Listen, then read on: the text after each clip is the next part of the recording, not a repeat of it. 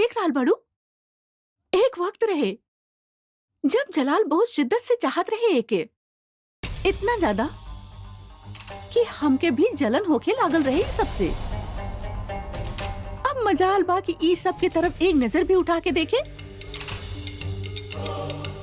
इहे ता फितरत होखेले शहंशाह के, जे मुश्किल होके ओके पावे में पूरा जान लगा देवेले, और जब वो चीज हासिल हो जाए तो ओके कहीं रख के भूल जाले। ऐसन बहुत सी बांदी रानी बानी ई हरम में, और पता बा सब कर सिर्फ एक तमन्ना हा, जलाल के पावे के तमन्ना। लेकिन ऐसन कितना रानी बानी जेके जलाल के आज तक एक नजर भी नसीब न भइल। यहाँ के उसूल बा, नई बेगम तब तक नहीं रहेले जब तक दूसरी ना आ जाले, और दूसरी बेगम आइला के बाद वो ए महल के झूमर की तरह हो जाले। पर हमसे शहंशाह के नजर कभी ना हटेले। जाने लो काहे कि यहाँ मौजूद हर बेगम जलाल खातिर एगो खिलौना बिया। केवल हम बानी जे जलाल के साथ खेलेनी। दुनिया जलाल के इशारा पे चलेले, और जलाल हमरा इशारा पे। हम कुछ भी कर सकेनी। अगर चाहे तो अभी के अभी यही वक्त तोके ई हरम से उठा के बाहर फेंकवा सकेनी हम। और अगर तू हमरा सामने ना झुकलू तो याद रखिया, जलाल कभी भी तोरा और नजर उठा के ना दिखिए। और ई वादा बा हमार तुझसे। इतना विश्वास बा आपके कि आप कहिए तो आपके शहंशाह हमरा तरफ देखिए भी ना। हाँ, अगर तू हमरा सामने ना झुकलू तो ऐसन ही होखी। तो ठीक बा, हम आपके सामने झुक जाता नहीं, लेकिन बदला में आप अपन बात पे अमल करिए और ध्यान रखिए कि आपके शहंशाह हमरा तरफ देखे भी ना। उनके दिमाग पे भी आपके बस चलेला ना, तो ए बात की भी ध्यान रखिए कि उनकर दिमाग भी हमरे बारे में कबो ना सोचे।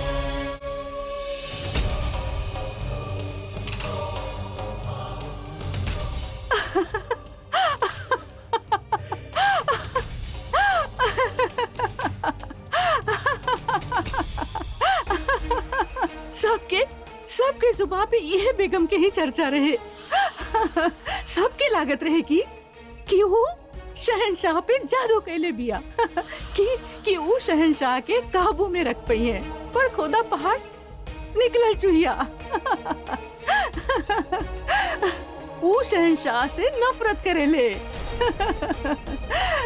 वो बेगम तक ना बने चाहतिया शहंशाह के। वो चाहतिया कि शहंशाह ओके एक नजर तक न देखे। अपन हंसी के काबू में रखी बेगम रुकैया। कहले इंसान जितना हंसेला ओके उतना ही रोवे के पड़ेला। रोवा के अभी भी खौफ बा नहीं बेगम से। ओकर मासूम आँख, वो नाजुक लब से कैसन खौफ। आप उनकर मासूम शर्मीली आंख देख ले बानी, उनके नजर में बगावत के आग ना देख ले बानी। हमके जोधा के नाजुक लब के डर ना बा, हमके ऊ लब के डर बा जिस शहंशाह के ना कहल जाने ले। हाँ, हमके खौफ बा हमके। वो औरत जे कुछ चाहे ले ही ना, ओ से हमनी के कैसन खौफ। आज अचानक हमके हमार वालिदा याद आ गई। वो बचपन में ही हमके एक सीख दिले रहनी कि दुनिया में हमेशा दो लोगन से होशियार रहे के चाहिए। एक जेके कुछ खोवे के डर ना हो, और दूसर जेके कुछ पावे के चाहत ना हो खिला। ऐसा लोग कुछ भी कर सकेले, वो कर ही का सकेले।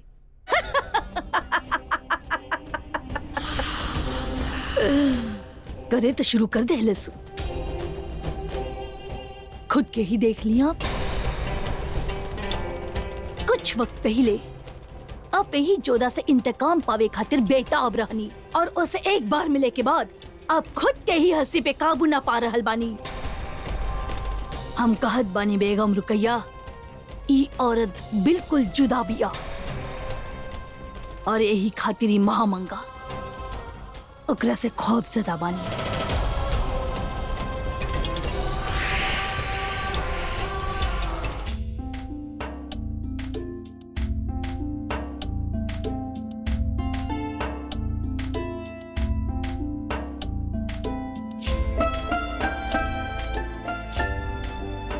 कहाँ रहलू तू अच्छा तरह से जाने लू कि हम जब भी आगरा आवेली सबसे पहले तहरा से मिलेली। महल में नई बेगम आयल बिया, फिर भी रहुआ के हमारे इंतजार रहे। ये पहला बार नहीं खे जब हमार हरम में एगो नया बेगम आयल बाड़ी और काहे जाई हम ओकरा पास। देखलू ना तू कौना बेअदबी से हमरा से बात कैली। तू तो सजा के हकदार बाड़ी। तू हंसत बाड़ू। हाँ, काहे की सजा मुजरिम के दिहल जाले, बेवकूफन पर तो सिर्फ हंसल जाला। मतलब शहंशाह से शादी कैला के बाद जे औरत शहंशाह के ना पावे चाहे ओके हम बेवकूफ ना कही तो और का कही। हम सोचले रहनी कि रहुआ कुछ दिन ओकरा से दिल बहला के औरों की तरह ओके भूल जाइबा, पर वो बेवकूफ के तरह और कुछ दिन के चाहत के भी चाह नहीं थे।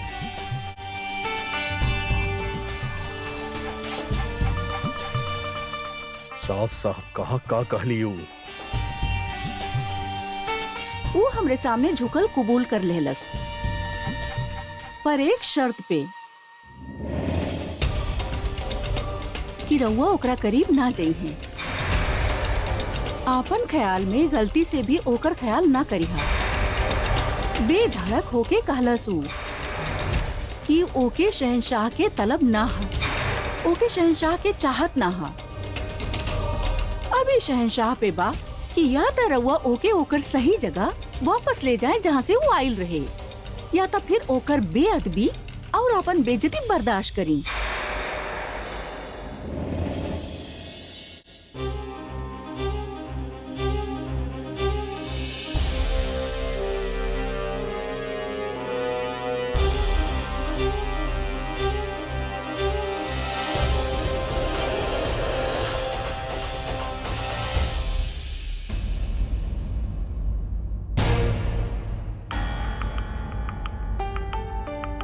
तक लिया।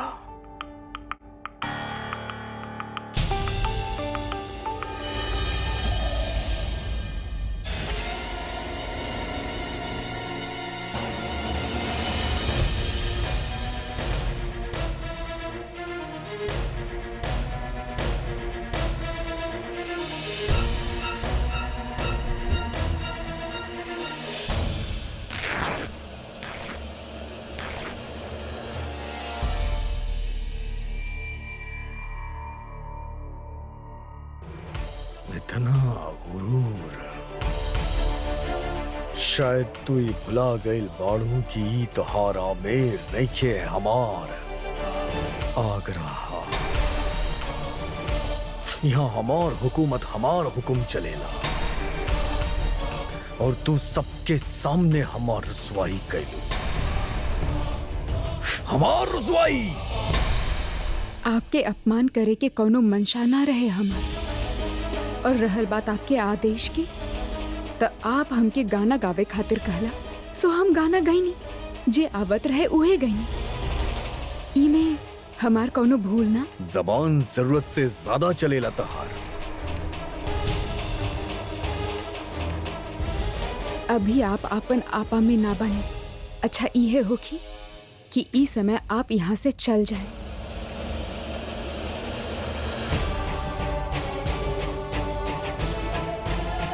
हमार हरम से तो हमके निकल गई ई खातिर के हम नशा में पानी।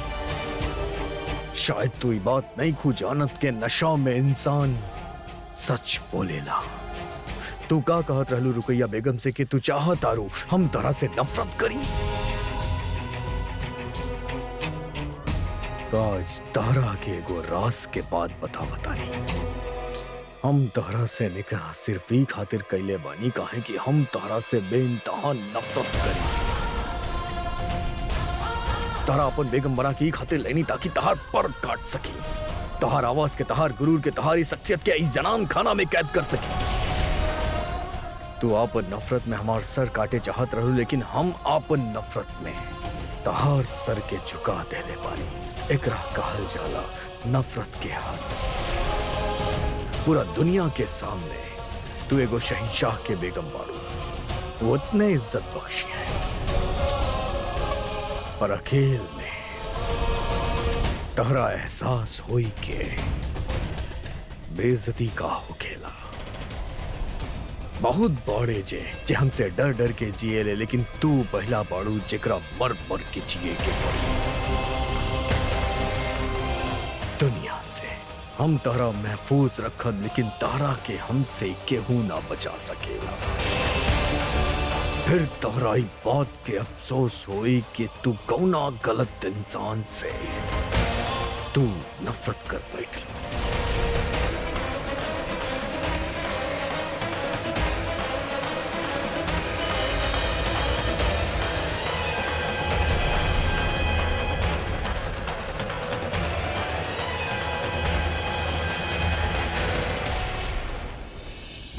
तू तोहफा बाड़ू हमार जीत के तोहफा।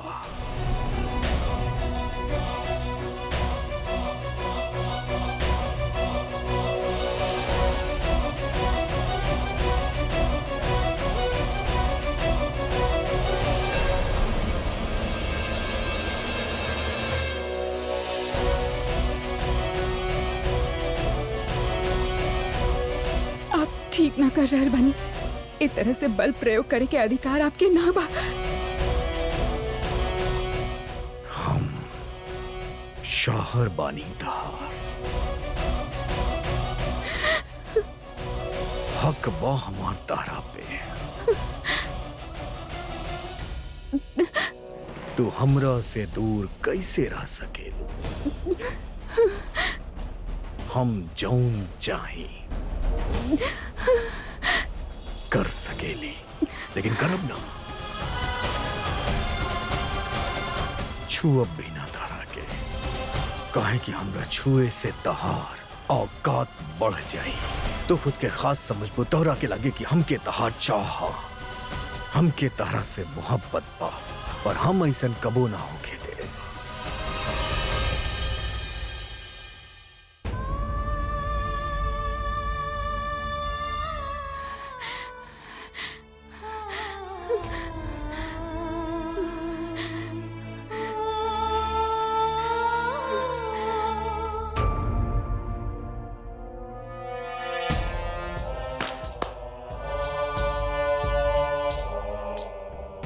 बेगम रुकैया के पैगाम भेज दिहल जाए कि आज रात के वक्त हम उनकरा साथे गुजारब।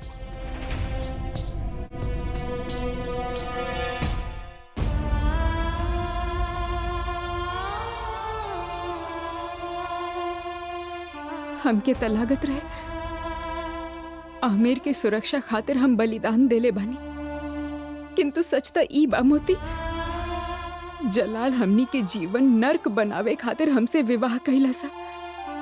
अपन अहंकार के संतुष्ट करे खातिर हमसे विवाह कहला सा।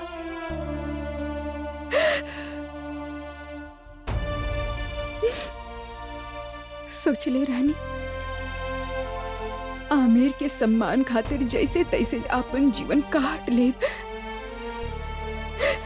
किंतु अब तो एक एक पल काटल कठिन लग रहल बा मोती।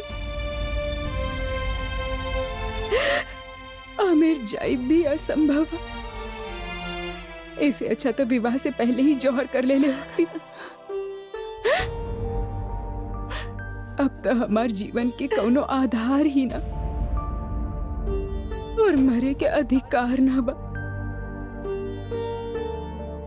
पता ना अब हम करी तक का करी।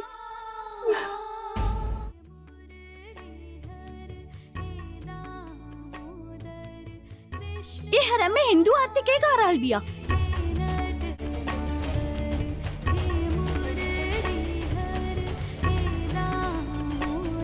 के भी आई?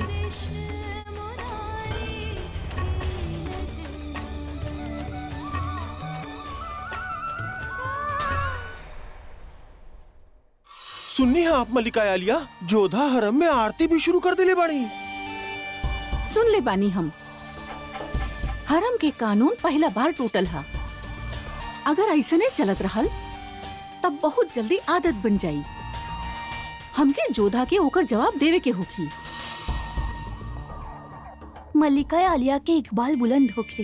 एक खास खबर बा मल्लिका, हरम के कानून। हम जानी ले कि तू का कहे आइल बड़ू। हरम के हिंदू बेगम आरती कई के हमनी के मजहब और हरम के कानून दोनों तुड़ले बिया। गुस्ताखी माफ होके मल्लिका, हम आपके दूसर कानून टूटे के खबर देवे आयल रहनी। हरम में पहला बार शहंशाह के अलावा कोनो गैर मर्द कदम रख ले बा। कोनो गैर मर्द हरम में कदम रख ले बा? के कैलस ई गुस्ताखी? मानसिंह आपके यहाँ ना आवे के चाहत रहे। अभी एक दासी हमके बतैला सा कि यहाँ के नियमानुसार कोनो पुरुष हरम में प्रवेश ना कर सकेला। कल जौन उत्सव में भइल ओकरा लेके बापू साहब बहुत चिंतित रहले। एक खातिर आपसे मिले चलेनी और आप हमार बुआ साहब बनी। आमेर में जब इच्छा होत रहे तो हम आपसे मिले आ जात रहनी, तो फिर यहाँ काहे ना आ सकेली बुआ साहब?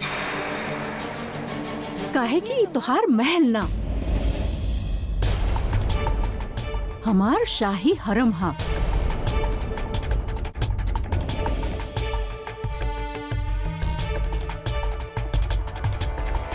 तोहरे यहाँ नियम कुछ और होखी, यहाँ हमनी के कानून चलेला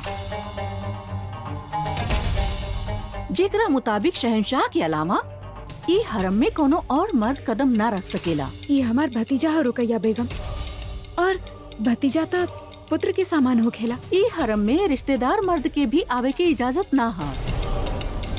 ई कानून तोड़ले बा। एक शहंशाह जलाल खुद सजा दी है। अभी बालक है। गुनहगार की उम्र ना देखल जाले, देखल जाला त सिर्फ गुनाह। ले जाओ एकरा की।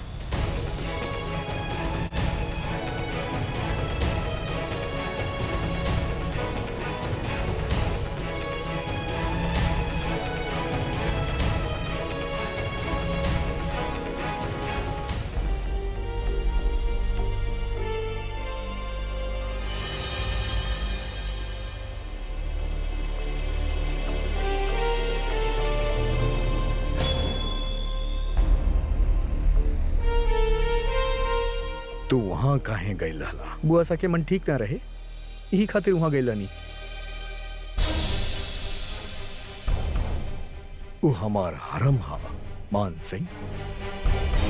वहां हमरा अलावा कोनो गैर मर्द के मौजूदगी कानूनन जुर्म हा, और कानून के मुताबिक तहरा ओकर सजा मिली। हम कोनो अपराध ना कैले बानी। बुआ सा दुखी रहली, ई खातिर मिले चल गईनी। और वैसे भी हमके यहाँ के नियम के ज्ञान नहीं खे। ज्ञात हो तो आज्ञा लेके जैती। मतलब जाता जरूर अवश्य। हम अपन जोधा बुआ सा के वचन देले बानी कि हम यहाँ आगरा में उनके कोनो दुख ना होके देब। यही खातिर तो हम यहाँ आयल बानी। बहुत खूब। शहंशाह के जवाब देवे के हिम्मत भी रखेला। तहरा सजा जरूर मिली मान सिंह। और तहार सजा ई बा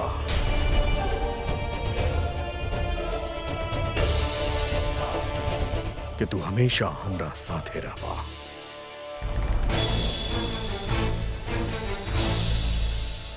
हम तहरा जंग के ही ना बल्कि सियासत के तालीम भी देबा।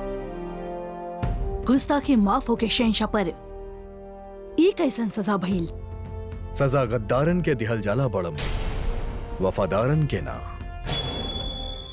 जे लड़का बचपन में दिहल वचन के निभावे खातिर हमार हरम में घुस सकेला, हमार आंख में आंख मिला के हमसे बात कर सकेला, वो बड़ होके हमार वफादारी निभावे खातिर न जाने का कुछ कर सकेला। और वफादारी बड़ा तकदीर से मिलेला। हमके ई भी तकदीर से ही मिलल बाड़े। पर जलाल, ये गुनाहगार है कानूनी तौर पर। ये हमार बेगम के भतीजा बाड़े और हम इनके यहाँ अपन जिम्मेदारी पे लायल बानी। आइंदा हमके कानून सिखावे के गुस्ताखी मत करिया। कानून हमरा से बा, हम कानून से ना।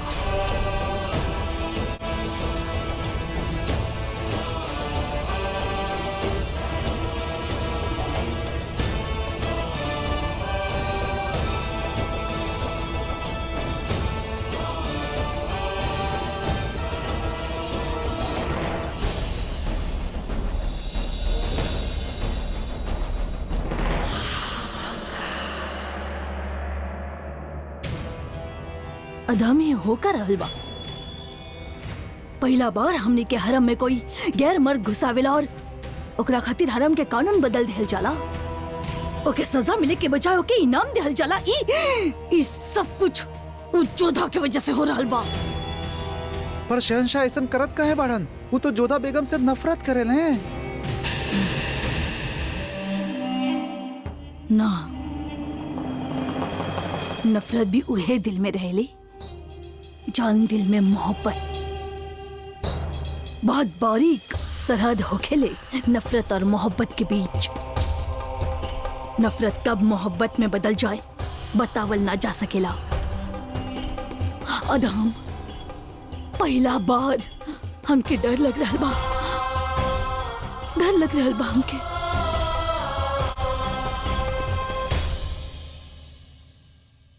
हम जलाल के संदेशा भेजवा चुकल बानी। विवाह के पश्चात रीति विधि खातिर हम आगरा आ रहल बानी। अब तक संदेश पहुंच चुकल होखी। हम आजे आगरा खातिर प्रस्थान करब। हमार प्रस्थान के तैयारी शुरू कइल जाए। जी हुक्म। महाराज। रानी सा, राहुल ई दशा। एकांत। का भइल मैनावती?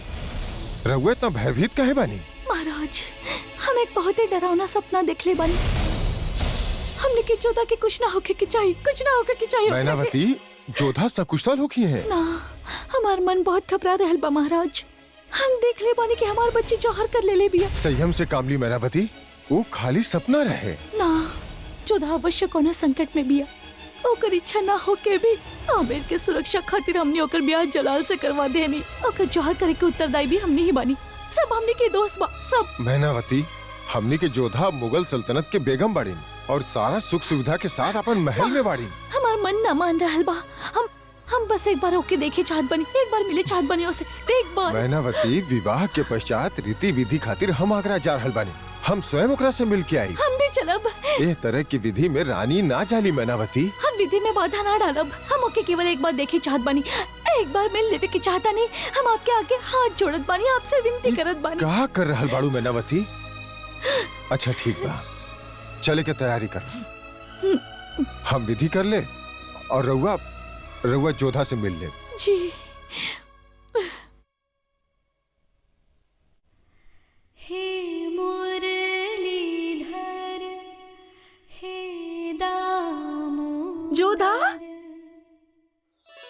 जोधा, जोधा, कान्हा राउर सुन ले। अभी अभी आमिर से संदेश आयल रहे। विवाह के पश्चात के रीति खातिर राउर बापू सा और राउर पूरा परिवार आगरा आवे खातिर आमेर से निकल चुकल बा। सच सच बापू सा आ रहल बाड़े।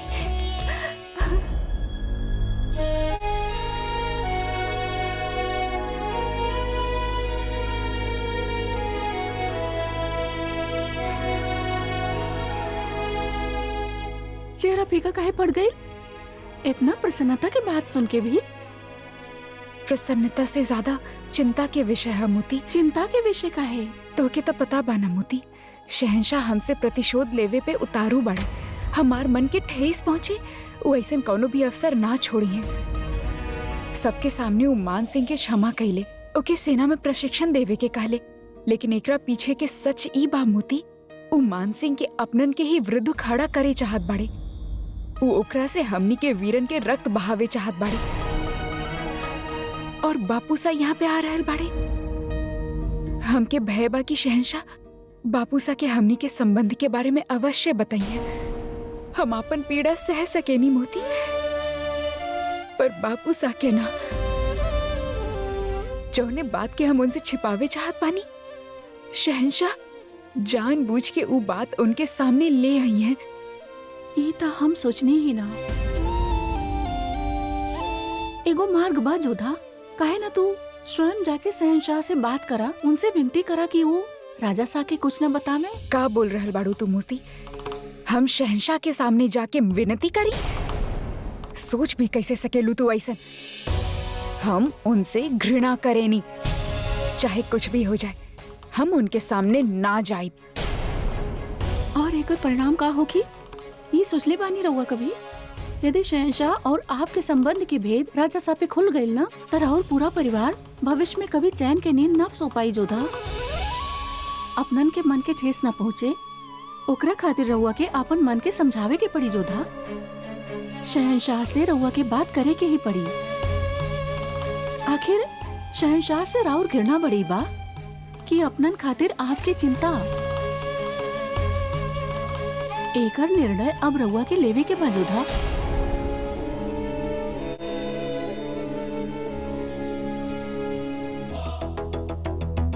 सूबेदार साहब, एक अहम खबर बा। गश्ती सिपाही लोग आमेर के सुजामल के पहाड़ी में भटका देखले बाड़न। जल्द से जल्द सेना का टुकड़ी तैयार करा। पिछला बार हमके चकमा दे के भाग गए रहे, ये बार हमसे बच के ना जाए के चाहिए। आज हम ओकरा जहन्नुम नसीब करा के ही रहब।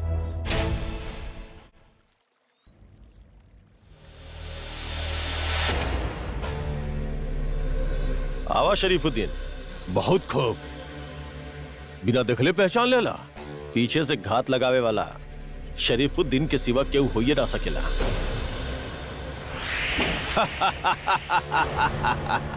बहादुरी दिखावे का वक्त चल गई सुजामल।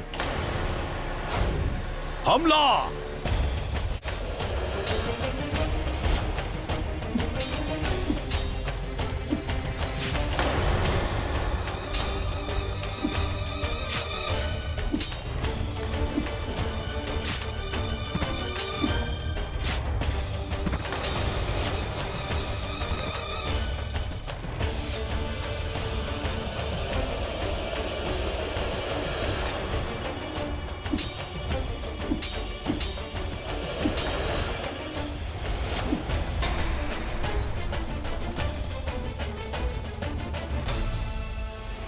तू हमरा पीछे से वार कैला, हम भूल भी जाए, किंतु राजा सूर्यभान के मृत्यु के छल हम कबो क्षमा ना करब।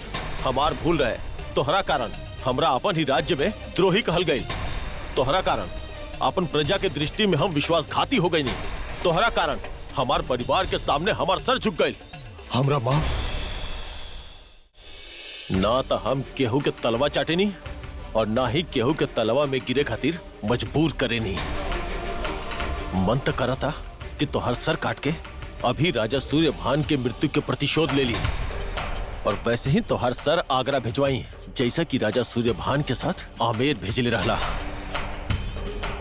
किंतु हम ऐसा ना करा, काहे कि तू शहंशाह जलालुद्दीन के बहनोई पाड़ा और हमार बहन जोधा के उनकरा से ब्याह भइल बा। लेकिन एक अर्थ ना भइल कि हम तोरा के खुद दंड ना देब।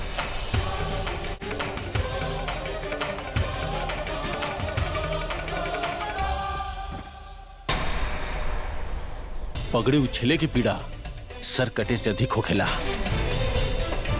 अब अपन झुका सर और अपन गिरल पगड़ी के यहां से लेके जा और जीवन भर कर स्मरण रखिया।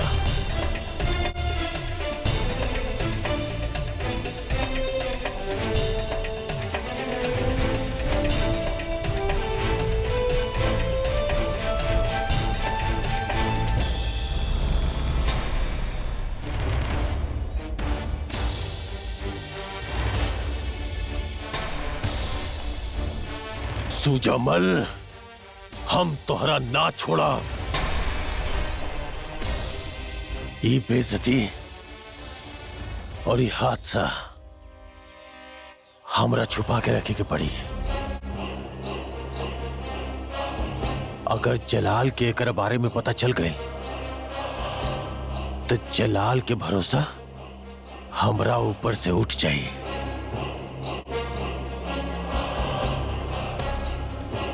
सुजमल,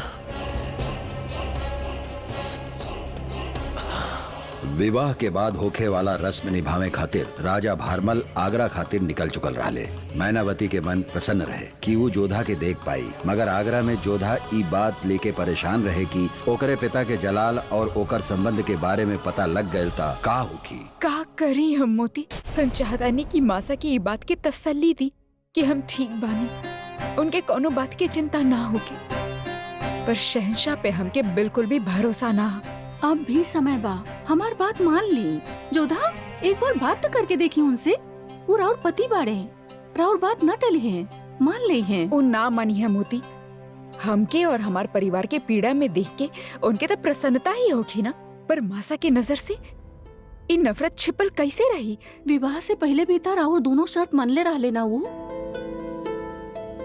इतना मत सोची जोधा, एक बार शहंशाह से बात कही के तो देखी। ठीक बा।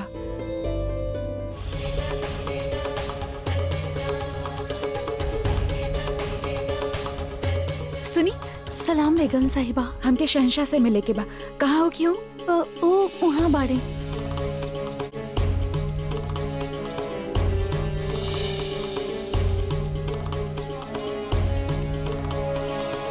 हम शहंशाह से मिले चाहतानी। जी बेगम साहिबा, हम शहंशाह के पैगाम लेके आवतानी।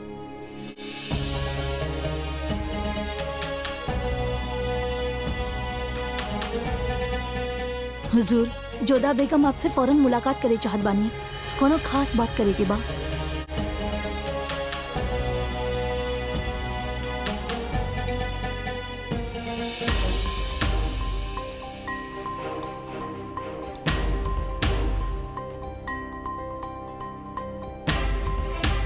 खुशामदीद जोधा बेगम। तक लिया।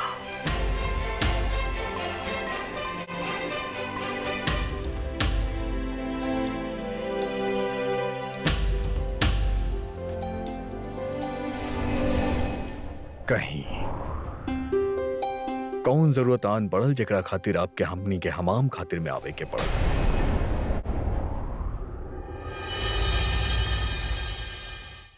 बताई, का बात करे चाहता नहीं आप? हमार बापू सा आगरा पहुंच रहल बाड़े, विवाह के बाद भेंट देवे के विधि पूरा करे खातिर। जानता नहीं हमके पैगाम मिल चुकल बा। हम ना चाहता नहीं कि जे कुछ आपके और हमरे बीच में चल रहल बा ओकर भनक भी उनके लागे। उनके बहुत दुख पहुंची और हम उनके दुख में ना देखे चाहता नहीं। तो आप चाहता नहीं कि हम आपके वालिद साहब से झूठ बोले। अगर आप ही सोचता नहीं कि हिंदुस्तान के शहंशाह झूठ बोली और वो भी आपके खुशी के खातिर, तो गलत सोचता नहीं। आप जा सके नहीं।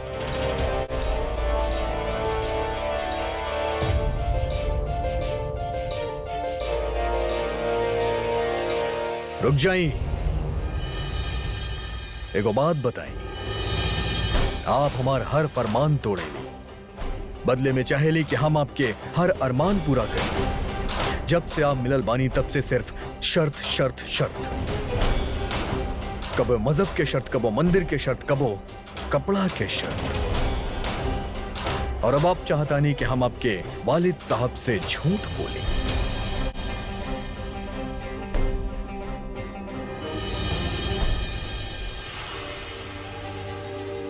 अब जात जाती भी बता दी कि हम उनसे का कहीं कहे के झूठ तो हमके बोले आवेला ना। बताई। बस कह दिया कि हमनी के बीच सब कुछ ठीक है। हम प्रसन्न बनी।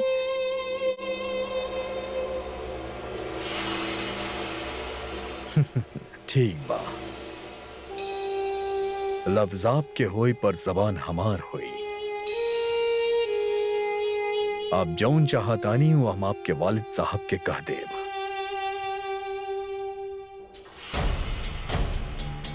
पर एकरे बदले आपके हमारे को शर्त पूरा करे के पड़ी। शर्त? काहे? शर्त रखे सिर्फ आपके ही आवेला का?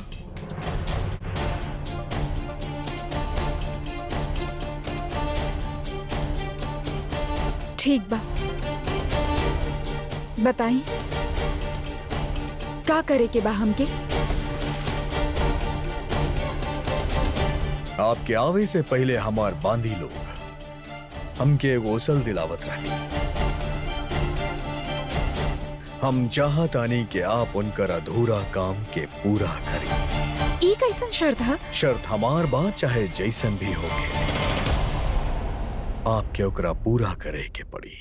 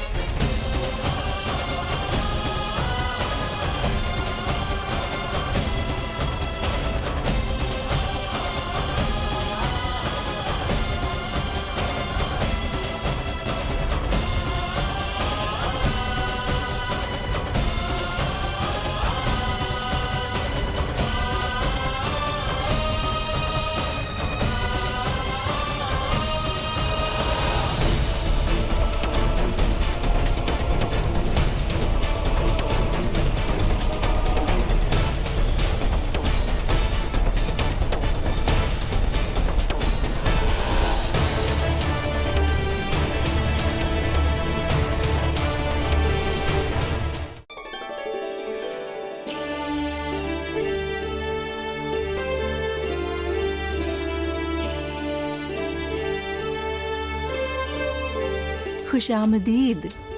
आगरा आमेर के इस्तकबाल कर रहल बा। राउर स्वागत से मन भर आयल शहंशाह।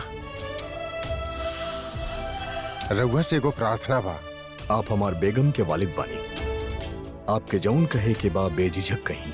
हमने के यहाँ रीति के अनुसार ई विधि में पुत्री के माँ सम्मिलित ना हो खेली, किंतु महारानी के अपन बेटी जोधा से मिले के रहे। राउर अनुमति होखे तो ई जोधा से मिल ले। अनुमति कैसन? ई तय इनकर हक बा। रउआ बेझिझक अपन बेटी जोधा से मिल सकेनी। शबनम, रानी साहिबा के बेगम जोधा के कक्ष में ले जावल जाए। ना बड़म में रानी साहिबा पहला बार आगरा आयल बानी। हम इनके खुद हमार बेगम जोधा के पास लेके जाइब।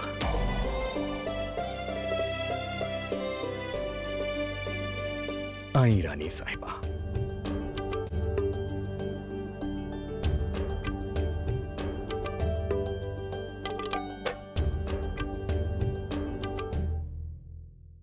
आई रानी साहिबा। मासा, जोधा,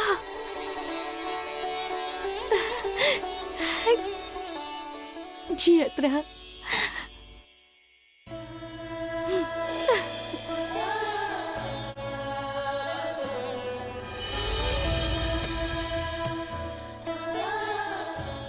मासा, आप यहाँ? ताकि देखे के रहे, मिले के रहे तो से सो आ गई नहीं। आप इत्मीनान से गुफ्तगू करें, हम इजाजत चाहता नहीं। जवाई सा, हमार जोधा के आपके संस्कृति और आपके तौर तरीका के बारे में ना मालूम। एकरा से कोनो भूल हो जाए तो के कहलस के कुछ ना जाने ली। बहुत होशियार बाड़ी आपके बेटी रानी साहिबा।